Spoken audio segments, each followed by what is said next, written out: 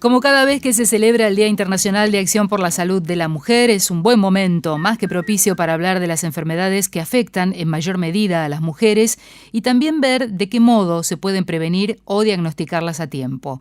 Está en línea con nosotros para hablar acerca del tema la doctora María Eugenia Azar, que es miembro de la Sociedad Argentina de Mastología. Doctora Claudia Bonato, de Radio 2 de Rosario, la saluda. Buenas noches. Hola, buenas noches. Un gusto hablar con ustedes. Bienvenido al programa. Bueno, empezando por el principio, ¿cuáles son las enfermedades que afectan más a las mujeres en comparación con los hombres? Digo, más allá de los condicionantes de la edad, por ejemplo. Primero tenemos que saber que la principal causa de muerte, tanto en hombres como en mujeres, es la enfermedad cardiovascular, entendiéndose por eso infartos de miocardio, accidentes cerebrovasculares, trombosis, ese tipo de cuestiones cardiovasculares son las más frecuentes. A veces las mujeres nos olvidamos de esto y, como yo digo, hacemos el abordaje bikini de nuestra salud. Ajá. Y eso no está bueno porque controlamos nuestras mamas, el Papá Nicolau y el control ginecológico, y por ahí muchas mujeres no se controlan la presión, ni sus niveles de glucemia, ni el colesterol, y eso es tan importante como en el hombre. Claro. Y que sale con un chequeo de laboratorio general, por ejemplo, ¿no? Sí, sale con un chequeo de laboratorio general. Las mujeres tenemos, por suerte, la protección de los estrógenos durante nuestra vida fértil, pero después de la menopausia, la enfermedad cardiovascular aumenta mucho la incidencia porque ya no tenemos los estrógenos que nos protegen y ahí se equipara casi con el hombre en cuanto a riesgo cardiovascular. Uh-huh. Y a veces nos olvidamos de ese detalle que es tan importante como en el hombre, ¿no? Es increíble la cantidad de cosas que regulan los estrógenos, ¿no? Cuando uno se pone a leer y a investigar, aparecen un montón de funciones, inclusive no las directamente ligadas con la sexualidad o con el aparato genital, sino que tienen que ver con otras funciones del organismo, y allí están los estrógenos poniendo límites o no poniéndolos cuando ya no están. Exacto, Uh-huh. Es así. ¿Cómo influye en particular la edad de las mujeres en la posibilidad de desarrollar, por ejemplo, alguna de estas enfermedades? Como te decía, la enfermedad cardiovascular es más frecuente después de la menopausia. El cáncer de mama, que es un cáncer muy frecuente, también lo es con más frecuencia después de los 50 años o entre los 40 y los 50, pero existe también en menores de 40, pero con mucha menor incidencia. En mujeres más jóvenes uno tiene que pensar en el HPV y en el cáncer de cuello de útero, que en mujeres de más de 70 años es casi excepcional y por eso no se hace más el Papa Nicolau después de los 70 si uno ha tenido Papa Nicolau normales anteriormente. Uh-huh. Hay, digamos, distintas patologías que atacan o que afectan distintos grupos etarios, ¿no? Claro. Ahora, si hablamos de cáncer de mama, por ejemplo, sí. A partir de los 50 años, ¿es conveniente que se acerquen más los controles o esto solamente se recomienda si hay antecedentes familiares? A ver, la Sociedad Argentina de Mastología recomienda hacer una mamografía por año a partir de los 40. Hay otras sociedades que lo aconsejan un poco más tardíamente, o en los programas de screening, que se llama, que son los programas en donde hay un estudio poblacional por parte del gobierno, entonces se puede empezar a partir de los 50 porque es la edad de mayor presentación. Sí. Pero digamos, si uno tiene que decirle a un paciente individual, la edad a partir de la cual se debe controlar es a partir de los 40. Si uno tiene antecedentes familiares de primer grado, le hace esto, cáncer de mama en madres, hermanas, familiares directos, o de cáncer de mama u ovario, los controles se dice que deben empezarse 10 años antes de la edad que tuvo el familiar. Si yo tuve una mamá con cáncer de mama a los 40 años, tengo que empezar a los 30. Si tenía 45, tendré que empezar a los 35. Eso por la posibilidad de tener algún cuadro de mutación genética que haga que la edad de presentación sea más temprana. Ajá. Pero si no, a grandes rasgos decimos que es a partir de los 40. Bien, y en el caso de que haya antecedentes familiares, ¿conviene acercarlo un poquito más? Por ejemplo, 2 veces por año o solamente... No, el periodo que se recomienda es anual. Anual.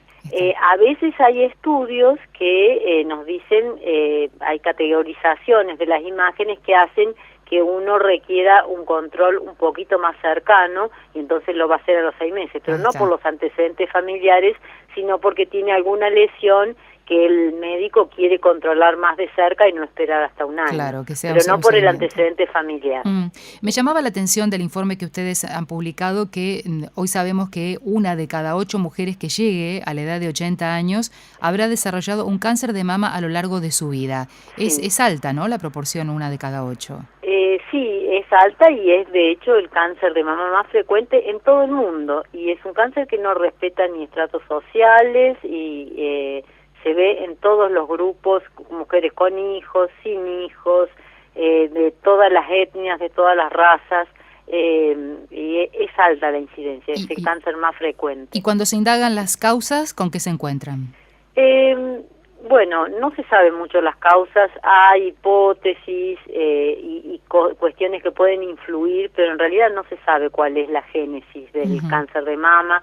Se habla de que las mujeres hemos postergado nuestra maternidad, que las lactancias no son prolongadas o no las hay, bueno, un montón de cuestiones, pero que si se quiere son casi menores, porque vemos mujeres con 10 hijos con cáncer de mama y mujeres sin hijos con cáncer de mama, mujeres que amamantaron con cáncer de mama, las que no amamantaron también. Son pequeños factores de riesgo, pero no es así una relación lineal como puede ser el tabaco o el hábito de fumar con el cáncer de pulmón. Por no ejemplo, la hay. Claro. En cuanto, veníamos hablando de mujeres de mediana edad, mujeres menopáusicas, pero ¿qué pasa con las más jovencitas, con las más chicas? ¿A qué edad hay que comenzar los chequeos?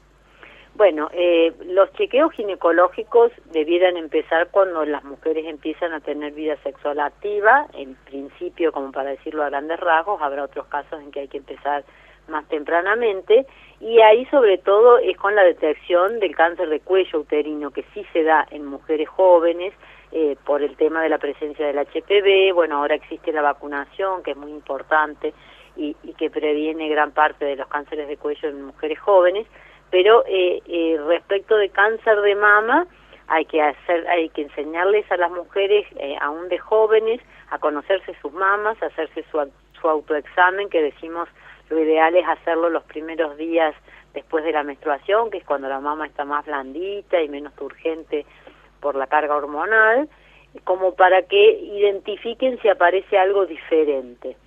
Y después, en función de los controles que haga con su ginecólogo la joven, se verá si requiere algún estudio mamario más específico.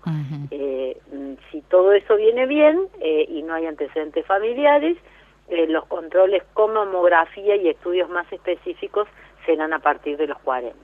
¿Mejoró la toma de conciencia respecto de la prevención o de los controles que hay que hacer periódicamente?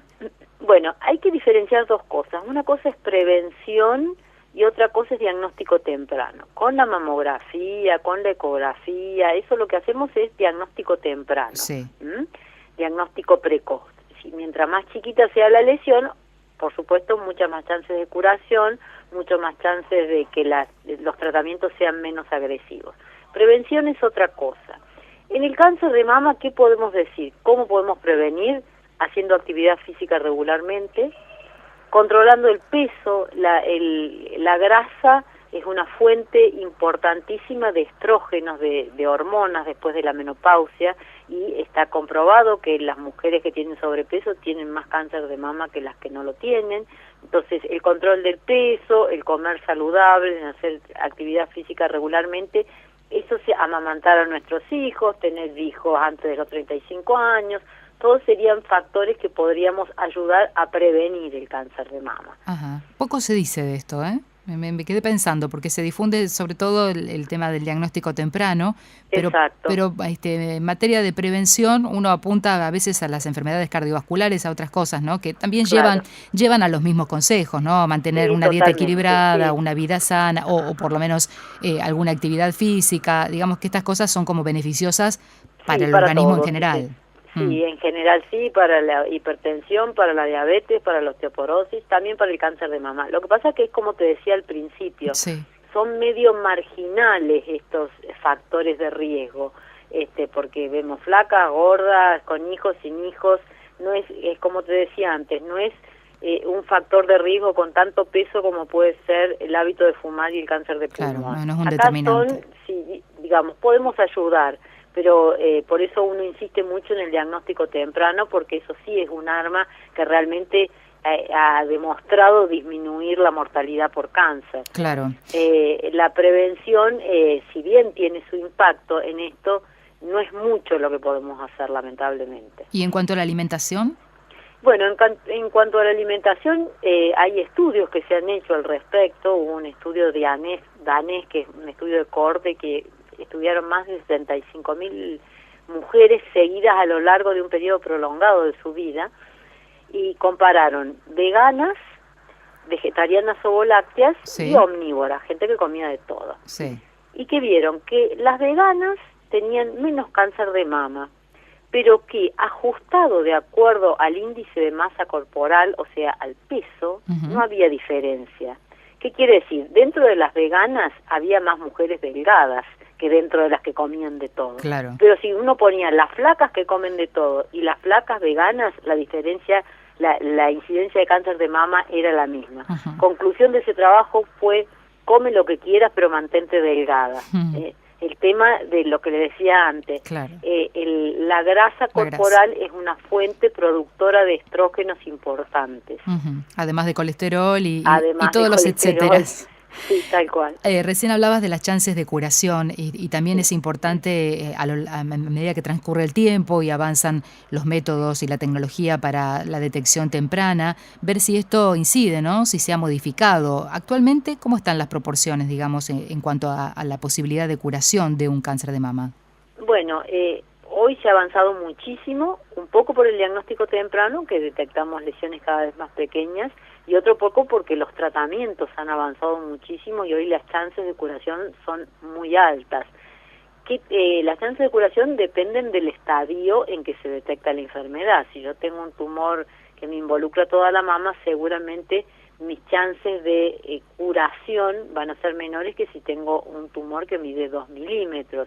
No obstante, aún para tumores avanzados se ha avanzado muchísimo en los tratamientos con los anticuerpos monoclonales y un montón de tratamientos específicos de lo que se llama terapias target, es decir, ahora no se ataca a toda la célula, sino justamente la célula enferma, y que han posibilitado chances de control de la enfermedad mucho mayores que hace 20 años atrás, ¿no? Claro, eso es importante.